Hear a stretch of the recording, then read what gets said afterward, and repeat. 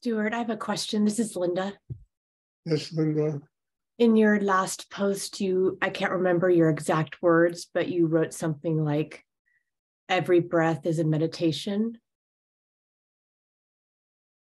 I was wondering if you could expand upon that. Well, in the last post, I talked about, I said, that every breath is sacred. Every time you inhale, you're taking in life. Every time you exhale, you're letting go of a part of yourself.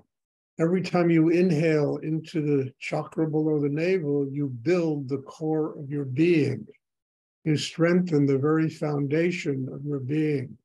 Every time you breathe into the heart chakra, you strengthen the capacity to love, to open, to have gratitude.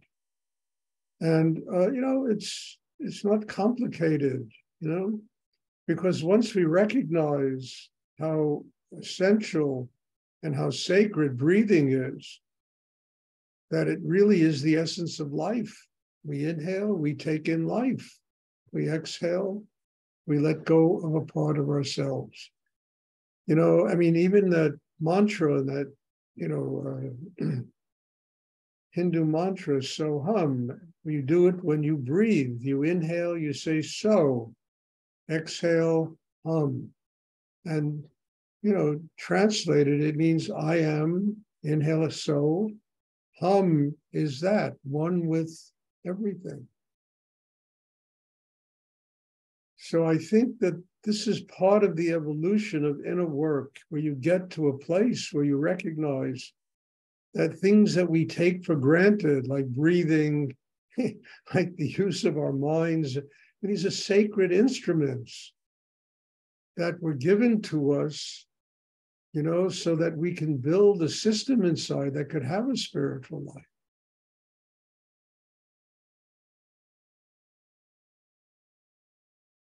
Breath is life. Don't breathe for a minute and see what happens, Don't do that. I'm just saying it. But every time, and then the conscious use of breath supports a spiritual life. Knowing how to breathe into the very foundation of your being, how to breathe into your heart.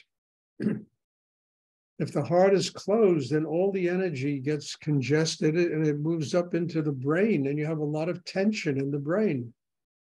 If the heart is open, then all that energy can move down. It goes down into the third chakra. It builds the very core of your being. It strengthens the very foundation of your being.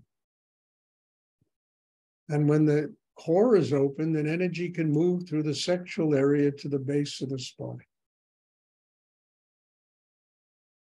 So all of this is part of the inner development of a human being. And as you evolve into it, you begin to recognize the sacred nature of these incredible gifts that we're given. Things that we simply take for granted.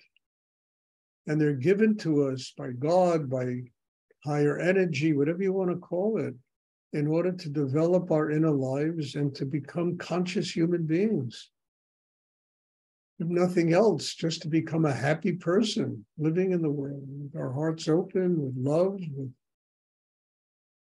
or to be able to live, on two dimensions, internally, three dimensions, internally, externally, and then connected to a higher force in the universe. And to recognize that it's all one. There's no separation between any of these energies. And breath is essential to do this.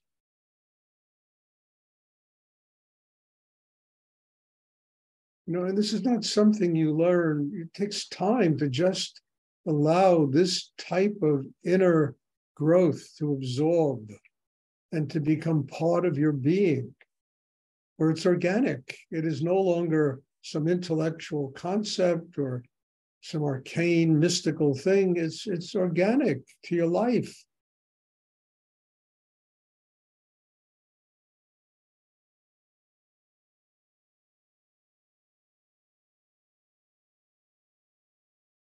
So, I mean, I kind of like that last post. I really do. It's very interesting. And I think it's very profound, when I kept rereading it, I did a little bit of editing on it to make it more legible. And it has a lot of power in it, there's a lot of depth to that. I hope people are reading those things because I spend a lot of time producing them. And I think they're really like good steps on a ladder to spiritual growth.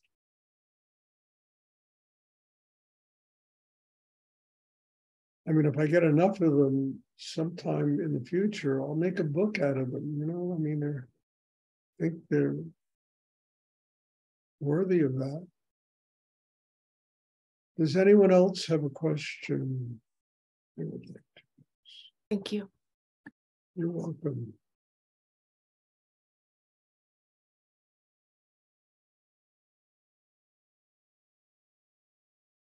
I try to keep things basic. A lot of it is esoteric. And if I would, which I don't even know, if I would use all the Sanskrit terms and all the terminology that people, nobody would know what I'm even talking about. So I try to keep all of these things that are very profound, very basic, understandable, where you don't have to go through 60 dictionaries on mysticism to figure out what the hell you're reading. It's all just there.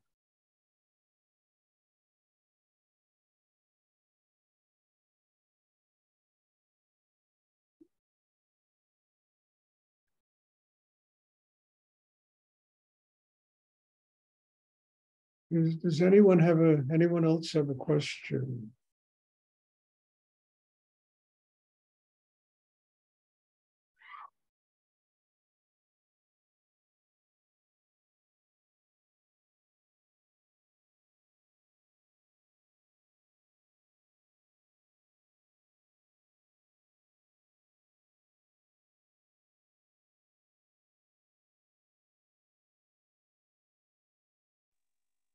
I have a question, Stuart. It's Soren.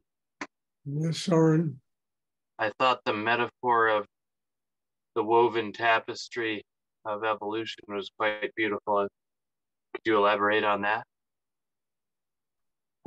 Well, the whole point of saying that is through doing what I'm talking about, we develop the capacity to live in the moment. And if we're focused inside, if the chakra system is highly developed, the past, the future, and the present become one tapestry. I mean, there's no separation of these things. And I try to, just use that metaphor as a way of, if you ever see a very wonderful woven tapestry, you have so many images put together, but it's all in one place. And that exactly is what I'm talking about. And it really is us developing the ability to live our lives in the now, in the present. And then we really open that tapestry of the past, the future, the present. All of it is one energy. It's just life. If we try to think about the past, understand, we just see it through a glass darkly. We don't see it as we actually lived it, because we're seeing it from the way we're living now. And now we're different than we were 20 years ago, 10 years ago, 3 days ago. But when we see it and can focus and live in the moment, we attune ourselves to the source of creative energy in the universe, which is manifesting all around us every moment of our lives.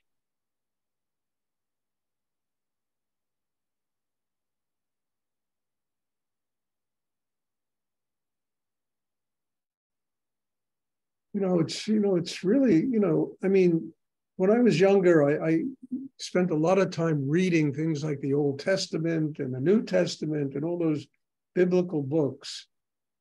And I always wondered about this thing of Genesis And only through this meditation, I came to realize that, you know, the earth, all of this wasn't created 1 billion years ago. It's being created every single moment that we're alive. Genesis is taking place this moment.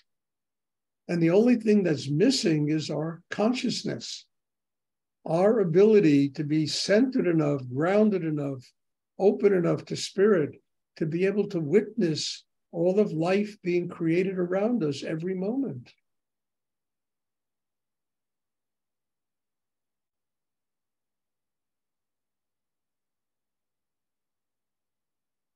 I mean, I was in the Metropolitan Museum the other day, actually yesterday, and you go, I went and saw a lot of Impressionist paintings and stuff like that. I mean, that's what they did. They captured the moment. And you look in some of these paintings and there's all of creation there. And a wheat field and a lake. There's all of creation that they captured in that moment. On that canvas, in that piece of music, in that, piece of sculpture, they capture the moment. And if you just look at it, you can see all of creativity manifesting in front of you. To me, that's an extraordinary thing in art, I mean, the problem is that the artist leaves the canvas and half of them are, made topsy-turvy lives, they're crazy. Put them on stage and they're geniuses. You get them off the stage and you can't even be around them. So what I'm talking about is that our lives become an expression of that moment. We don't have, it's not just a canvas or a poem or a novel, or our very living becomes an expression of the now, of the moment, of all of creation manifesting. And the simplest thing, it could be a peach, it could be an apple, it could be a still life of something, that we see. It could be the food we're eating that moment. Our whole sensitivity heightens itself. Our reality heightens itself. And we don't have to live on drugs. We just have to live on breath to do this.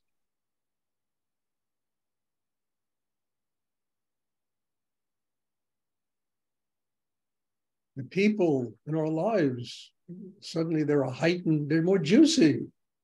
They become more interesting.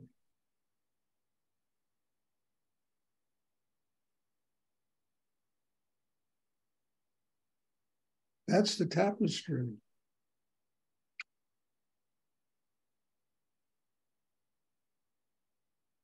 Thank you. Does anyone else have a question they would like to ask? Stuart? Yes?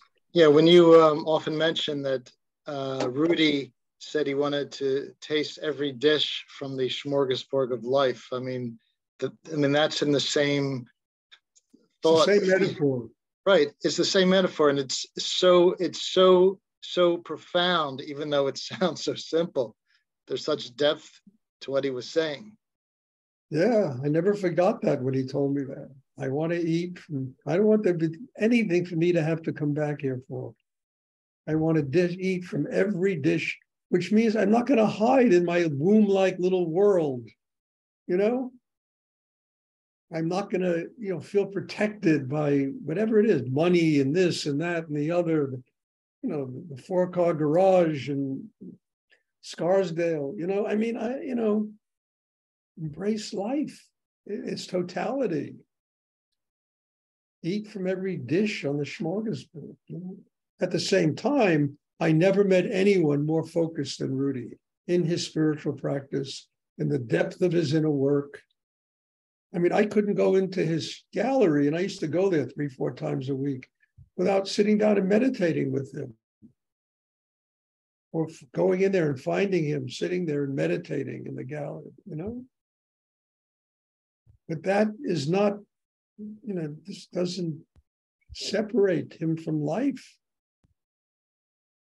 I mean, I told you we would go to Chinese restaurants and he would go back every day until we had every dish on the menu. It was a scream, you know?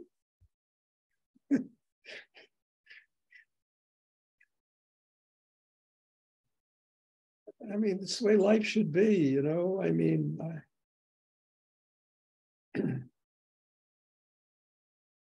that's the tapestry, that's living in the now, that's not separating oneself from life. I mean, even today, my life is a lot more simple, you know, than it used to be. I had a very complicated life. But, you know, everything is treasured.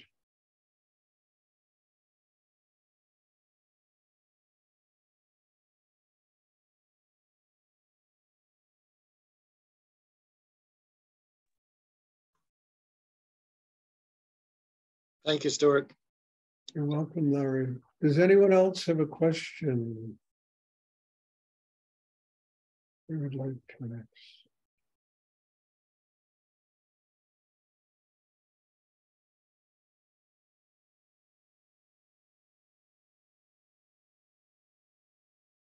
Okay.